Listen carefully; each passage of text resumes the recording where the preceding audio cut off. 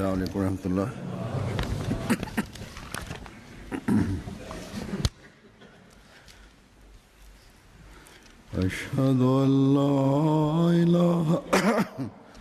أشهد أن لا إله إلا الله وحده لا شريك له وأشهد أن محمدا عبده ورسوله أما بعد فأعوذ بالله من الشيطان الرجيم بسم الله الرحمن الرحيم الحمد لله رب العالمين الرحمن الرحيم مالك يوم الدين إياك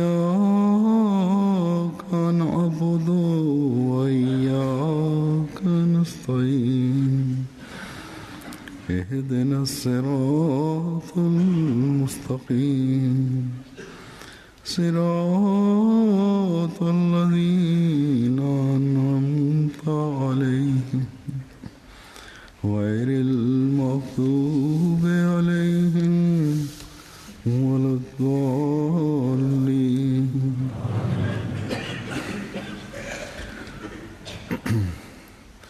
حضرت مسیح موعود علیہ الصلوۃ والسلام کے ذریعے اللہ تعالیٰ نے جو Par l'entremise du Messie premier alayhi salam, Dieu a établi une Jamaat et Dieu a conféré cet honneur à cette Jamaat en les liant avec les premiers.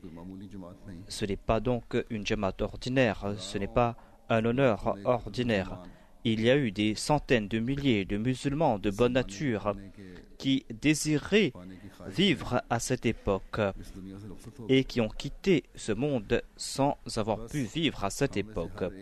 Ainsi donc, chacun d'entre nous qui se considère comme membre de la communauté du Messie promis alayhi salam, chacun d'entre nous doit méditer sur les actions qu'ont accomplies les premiers musulmans, ceux qui ont établi cette relation d'allégeance avec le saint prophète Mohammed, paix soit sur lui, ceux qui étaient dans sa Ummah et ceux qui ont été influencés par la tarbiyah du saint prophète Mohammed, paix soit sur lui, et qui ont établi une relation ferme avec Dieu. Et Dieu témoigne à propos de ces personnes. Man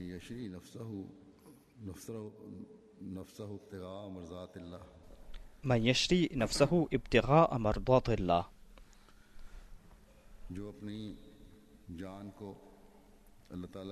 Ceux qui sont prêts à vendre leur âme pour avoir le plaisir de Dieu. Ainsi donc, ces personnes ont suivi les commandements de Dieu afin d'avoir le plaisir de Dieu. Et ils se sont mis en difficulté et ne se sont pas souciés à ce sujet. Leur seul objectif était d'avoir le plaisir de Dieu. Ensuite, Allah leur a accordé d'innombrables grâces. Les compagnons du saint prophète, paix soit sur lui, faisaient des efforts pour suivre les commandements du Saint-Coran. Ils avaient un si grand désir pour avoir le plaisir de Dieu qu'ils ne cessaient de poser des questions au saint prophète concernant l'accomplissement des bonnes œuvres. Certains ont posé un si grand nombre de questions qu'Allah leur a interdit de telles questions. Il a dit que, puisque la charia vous est révélée, cessez de poser de telles questions, car vous allez recevoir certains commandements qui pourront vous mettre en difficulté. Dieu est miséricordieux envers ses serviteurs.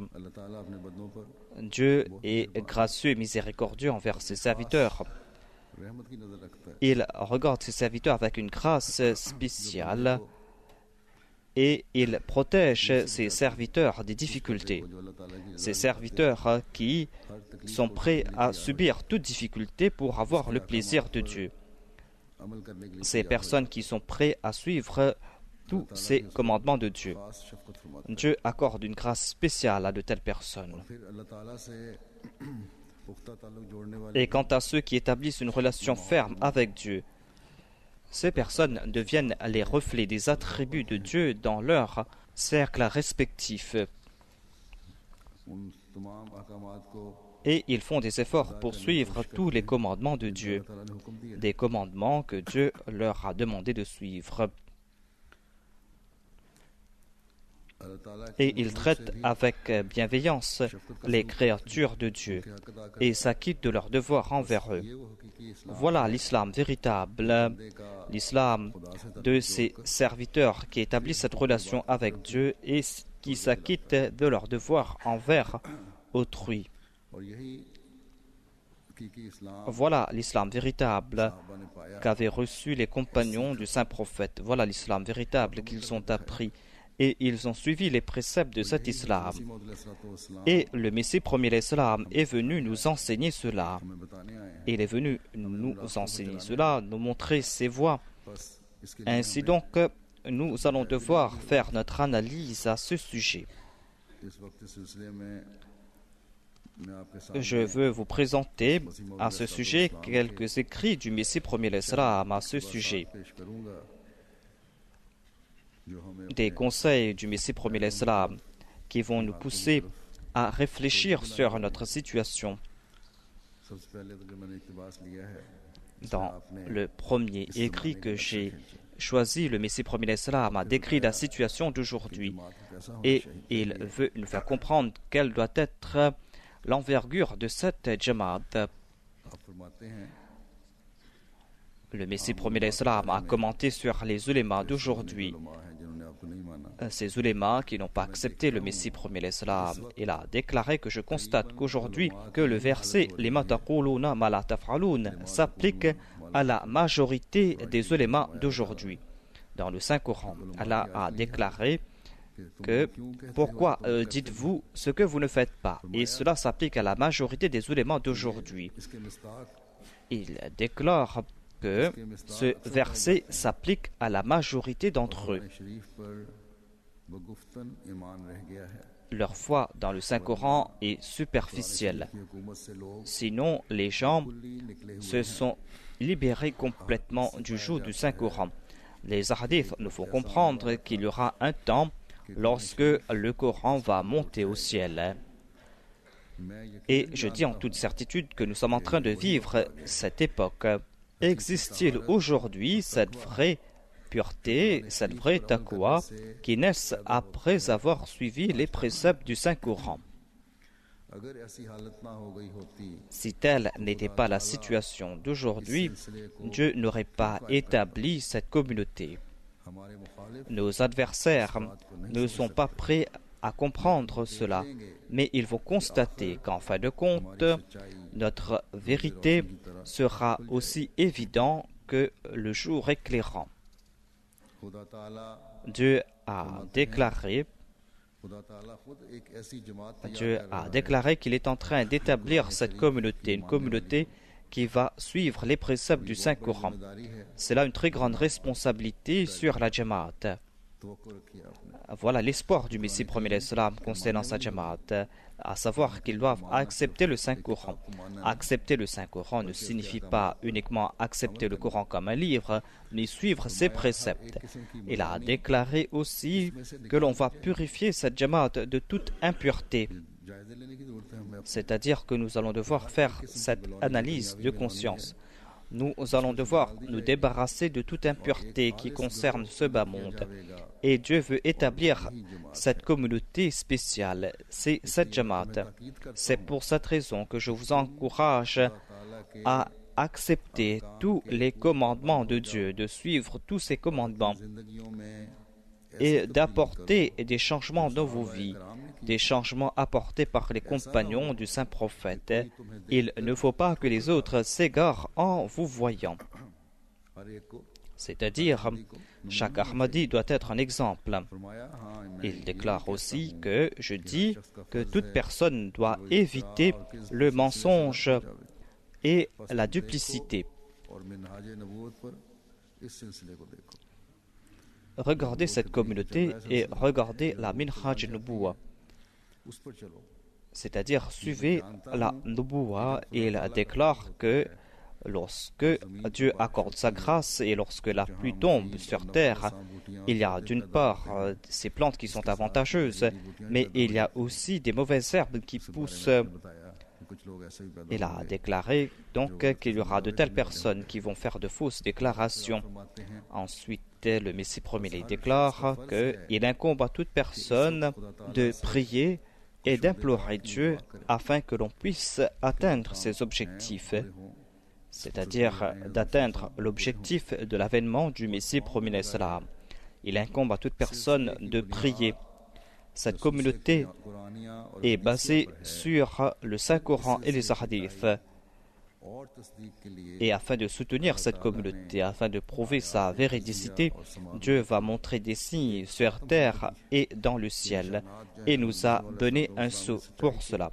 C'est-à-dire qu'il y a des signes en faveur du Messie premier, des signes sur terre et dans les cieux, et il lui a accordé ce sceau qui va prouver cela à toute personne, qui va prouver sa véridicité. Il déclare aussi que toute personne qui vient de la part de Dieu reçoit ce sceau de la part de Dieu. Ce sceau, c'est le sceau du saint prophète, un sceau que les ennemis n'ont pas compris.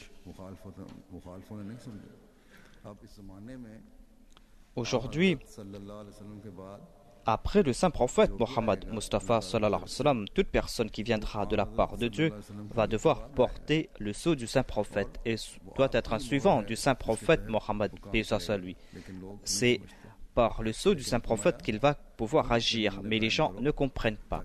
Le Messie premier a déclaré que soyez des modèles pour les autres afin que les gens puissent comprendre que cette communauté a été fondée par Dieu. Il déclare ensuite: ô les membres de ma communauté, qu'Allah soit avec vous. Ce Dieu tout-puissant est en train de vous préparer pour le dernier voyage, tout comme il avait préparé les compagnons du saint prophète, paix soit sur lui. Sachez aussi que ce monde ne sert à rien. Maudite soit cette vie qui a été consacrée à ce monde, et malheureux est celui qui a consacré toute sa tristesse à ce bas monde.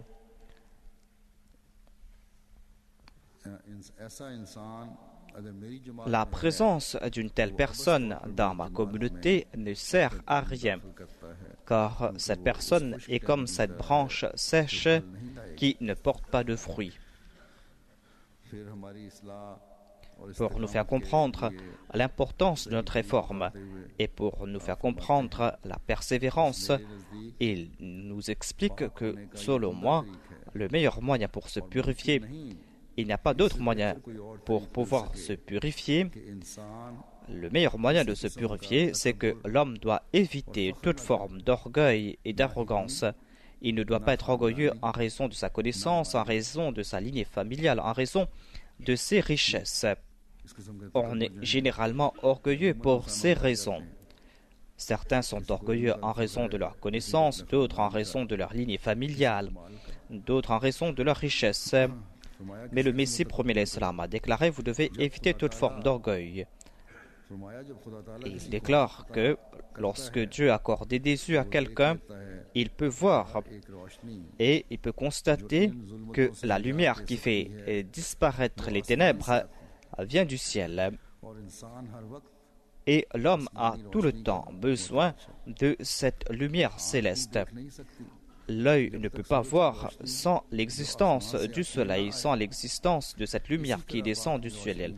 Ainsi, cette lumière spirituelle qui fait disparaître toute forme des ténèbres, et cette lumière qui fait naître la lumière de la taqwa et de la pureté, cette lumière vient du ciel. Je dis en toute vérité que la taqwa de l'homme, sa foi, ses ibadas, sa pureté, tout cela vient du ciel.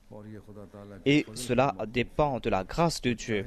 S'il le désire, il peut maintenir cela, et s'il le désire, il peut enlever cela.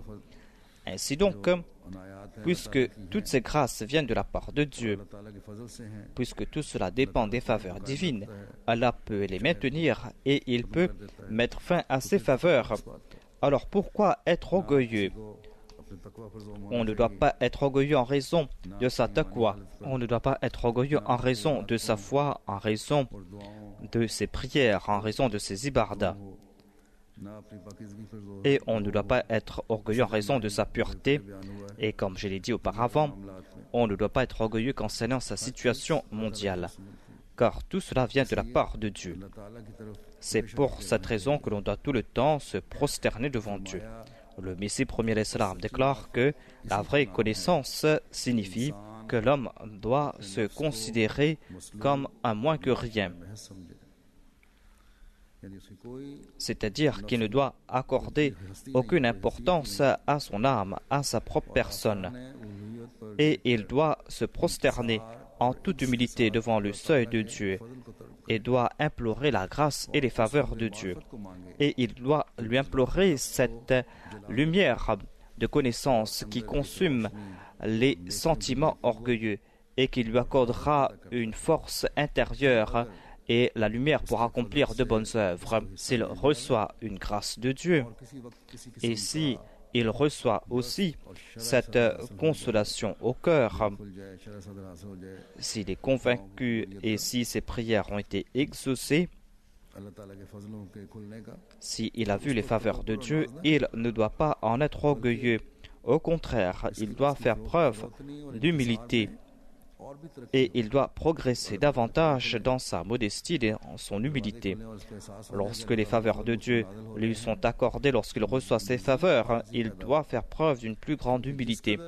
Car s'il se considère comme un moins que rien, comme sans aucune importance, Dieu va lui accorder davantage de lumière et de grâce.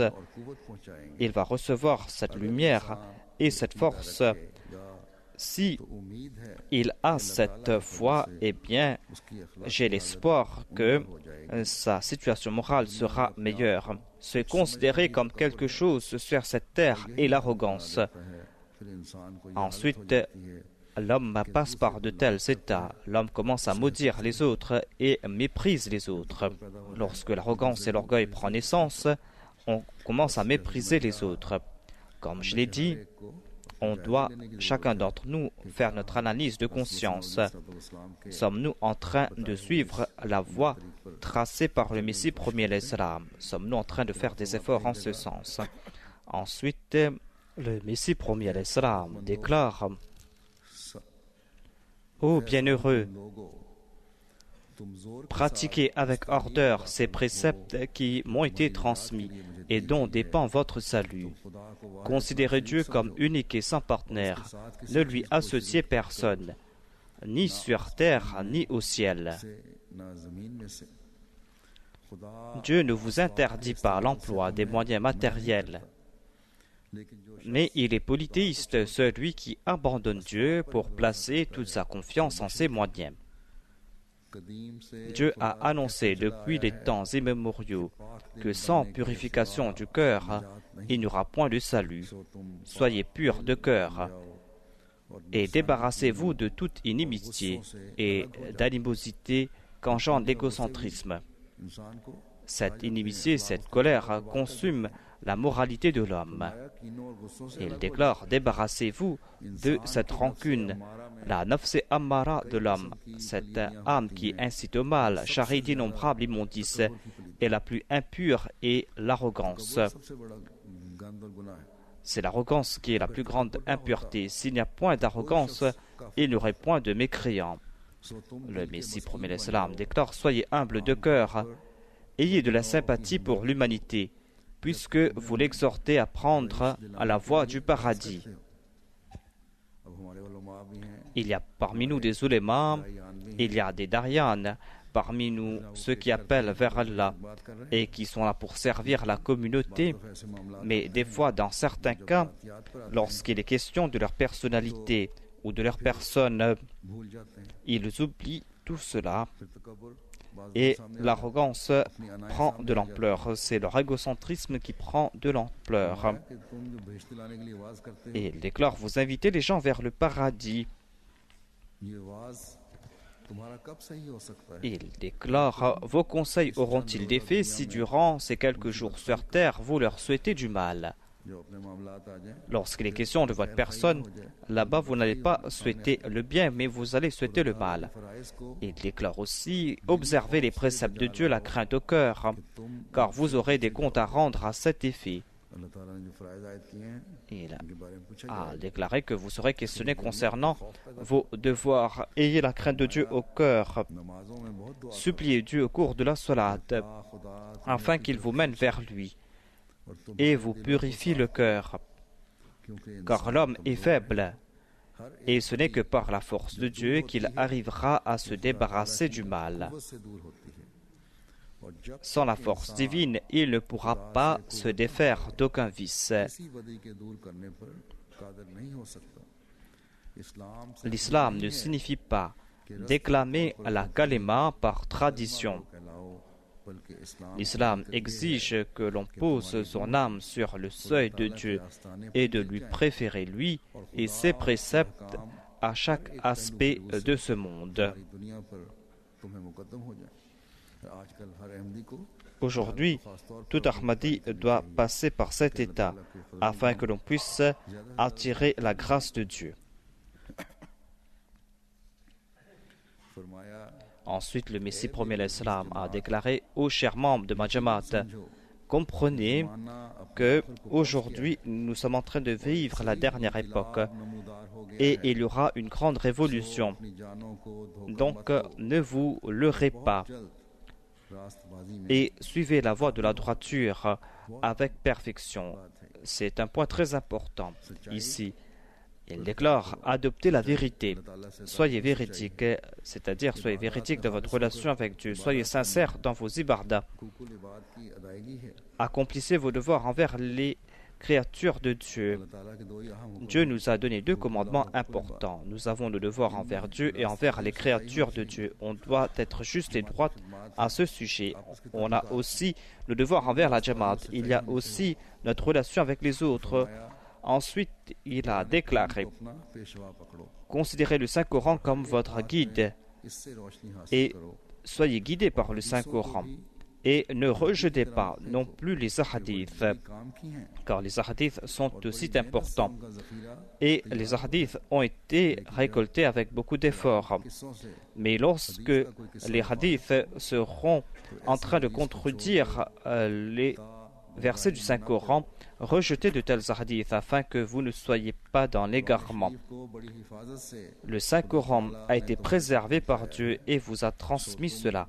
Donc, honorez cette parole pure et ne préférez pas d'autres paroles au Saint-Coran, car le Saint-Coran nous mène vers la droiture. Le Saint-Coran nous mène vers la vérité et vers la voie qui nous fait marcher sur la vérité. Les paroles de quelqu'un auront de l'influence sur les autres lorsqu'on sera sûr et certain que cette personne possède le discernement et la taqwa. Ainsi donc, lorsqu'on va grandir dans son discernement, dans sa connaissance de Dieu et dans sa taqwa, c'est là que les paroles auront de l'influence.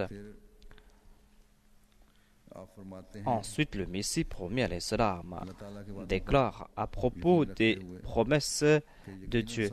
Il déclare, sachez que selon Dieu, ceux qui sont bien-aimés par Dieu ne sont pas ceux qui sont riches et ceux qui vivent dans l'aisance. Aux yeux de Dieu, ceux qui sont aimés par lui sont ceux qui accordent préférence à la fois sur les choses du monde et ceux qui se sont consacrés sincèrement à Dieu. Ainsi donc, consacrez-vous à cette action. C'est-à-dire, ne vous tournez pas vers ce monde, mais accordez préférence à la fois sur le monde. Le Messie premier l'Islam parle de la Jamaat à son époque. Les gens de cette époque avaient apporté en leur personne de grands changements purs.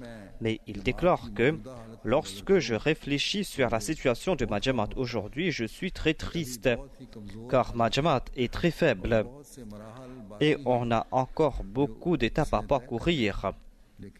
Mais lorsque je regarde les promesses de Dieu, des promesses qu'il m'a faites, eh bien, ma tristesse se transforme en espoir.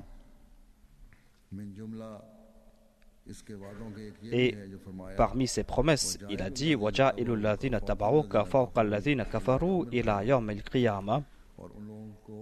Et il va accorder prééminence à ceux qui me suivent sur ceux qui m'ont rejeté jusqu'au jour de la Qiyamah. Le Messie premier l'Islam avait ce souci à cette époque et il a fait comprendre cela à ses suivants.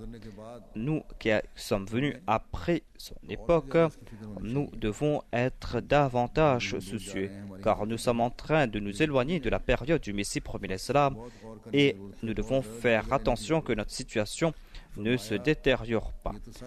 Et nous avons donc des soucis à se faire à ce sujet. Il a déclaré que, certes, mes suivants auront la victoire sur mes détracteurs. Mais est-ce que toute personne qui prête allégeance sur mes mains peut être mon suivant?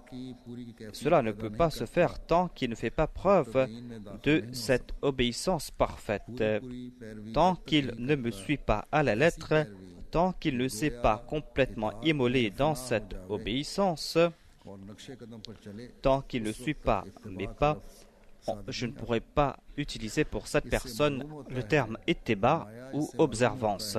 Grâce à cela, l'on comprend que Dieu a décrété pour moi une telle jamaat dont les membres vont complètement s'immoler en obéissance envers moi.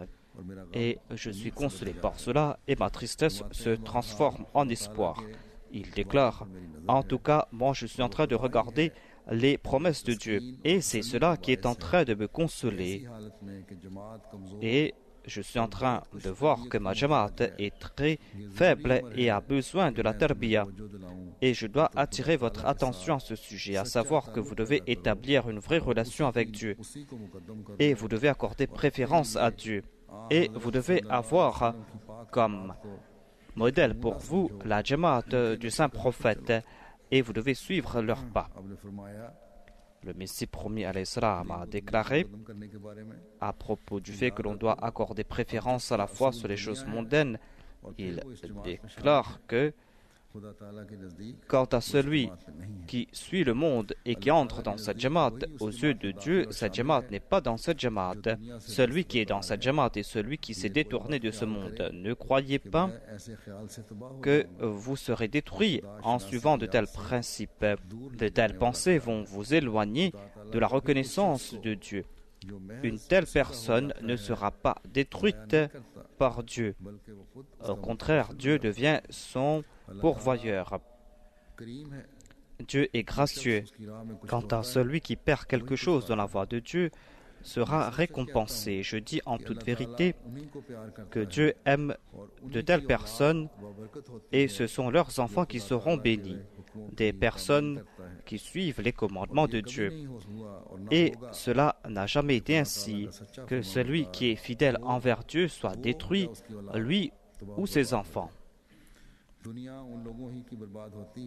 Ceux qui sont détruits sur cette terre sont ceux qui abandonnent Dieu et ceux qui se tournent complètement vers ce monde. La clé de toute chose se trouve entre les mains de Dieu. Sans cela, on ne pourra pas remporter de victoire. Sans cela, on n'aura pas de succès. Et sans cela, on n'aura pas de confort. On peut posséder de grandes richesses, mais qui peut dire qu'après son décès, sa femme ou ses enfants pourront en profiter? Méditez sur cela et apportez des changements en vous. Le Messie premier, en prodiguant des conseils à sa jamaat, déclare que vous qui avez établi une relation avec moi, vous devez vous souvenir que vous devez compatir avec tous, peu importe leur religion, et être bon envers tous sans aucune discrimination, car voilà l'enseignement du Saint-Coran. Il est dit il offrait de la nourriture aux captifs, aux prisonniers et aux pauvres pour avoir le plaisir de Dieu. Les captifs et les prisonniers du temps du saint prophète étaient pour la plupart des incroyants. Maintenant, vous pouvez voir l'envergure de la bonté de l'islam. D'après moi, le parfait enseignement moral ne peut être trouvé autre part qu'en islam. Lorsque le Messie premier l'Islam avait évoqué cela, il était malade. Il a déclaré que, une fois que j'aurai recouvré ma santé, j'écrirai un traité sur les enseignements moraux. Il déclare donc que je voudrais que mes attentes soient claires à ma Jamaat. Ce sera un guide complet pour ma Jamaat. Et il démontrera la manière de gagner le plaisir de Dieu. Je suis profondément peiné lorsque je vois ou j'apprends que quelqu'un a fait quelque chose qui n'est pas conforme aux enseignements de l'islam. Ces incidents ne me plaisent pas. Je considère toujours ma Jamaat comme un enfant qui fait 2 pas et chute 4 fois. Or, je crois fermement qu'Allah, le Tout-Puissant, la rendra parfaite. Donc, vous devez faire un effort, planifier, œuvrer, prier constamment pour qu'Allah démontre sa grâce, car rien n'est possible sans sa grâce. Lorsqu'il octroie sa faveur, il ouvre toutes les portes. Ainsi donc, grâce aux prières et à l'attention du Messie premier l'Islam, à l'époque du Messie premier l'Islam, ses promesses ont été accomplies et il a vu l'exemple pur de ses compagnons. Et ces promesses sont en train de s'accomplir aujourd'hui aussi. Par la grâce de Dieu, dans certains aspects, la Jamaat est aujourd'hui adulte. Mais puisque nous sommes en train de nous éloigner de l'époque du Messie premier l'Islam, il y a certains mots qui sont en train de prendre racine. Il y a l'orgueil et d'autres mots qui ont pris racine dans certaines régions. On est en train de s'intenter des procès, il y a des disputes, tout cela est en train de prendre de l'ampleur. Ainsi donc, si nous voulons être réellement dans la Jamaat du Messie premier l'Islam, eh bien nous allons devoir à chaque instant faire notre analyse de conscience. À quoi sert cette connaissance si, au moment venu, cette connaissance ne sert pas à montrer nos excellences? Comme l'a déclaré le Messie premier l'Islam, vous prêchez le message de l'Islam, vous prodiguez des conseils, mais au moment venu, vous n'arrivez pas à vous maîtriser, vous n'arrivez pas à traduire dans la pratique ces enseignements.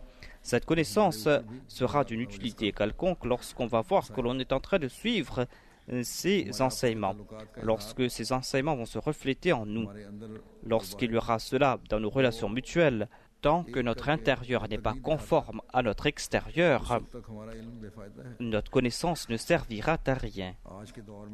Aujourd'hui, il y a partout des campagnes contre la communauté et cette hostilité a pris de l'ampleur à chaque niveau. Nous devons mettre de côté nos désirs et nos penchants personnels et nous devons être un exemple d'unité. Comme l'a déclaré le Messie premier l'Islam, Dieu désire que cette Jamaat soit à l'exemple de la Jamaat du saint prophète, que là nous en accorde la possibilité. La dernière fois, au cours de mon sermon en arabe, j'ai eu un très long doux et nombre de personnes étaient inquiètes. J'ai reçu nombre de pays et de fax partout de certains pays arabes et certaines personnes ont envoyé une longue liste de prescriptions. Si je commence à utiliser tous ces médicaments, peut-être que je tomberai davantage malade. En tout cas, les gens ont fait preuve de leurs sentiments. Qu'Allah récompense toutes ces personnes. et ces maladies infectieuses prennent du temps avant de partir. Je suis en train de prendre des médicaments homéopathiques. Des médecins aussi sont en train de m'aider. Priez pour moi.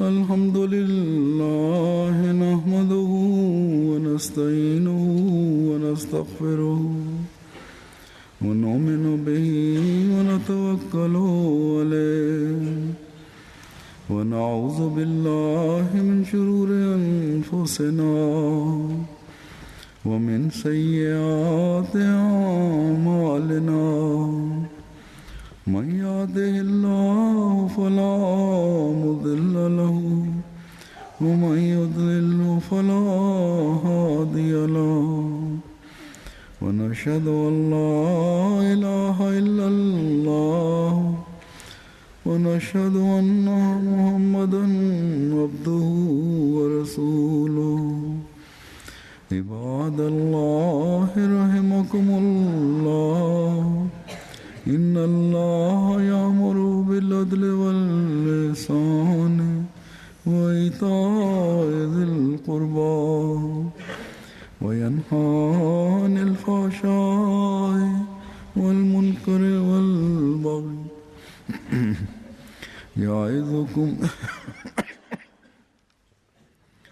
يعظكم لعلكم تذكرون اذكروا الله يذكركم وادعوه يستجب لكم ولذكر الله أكبر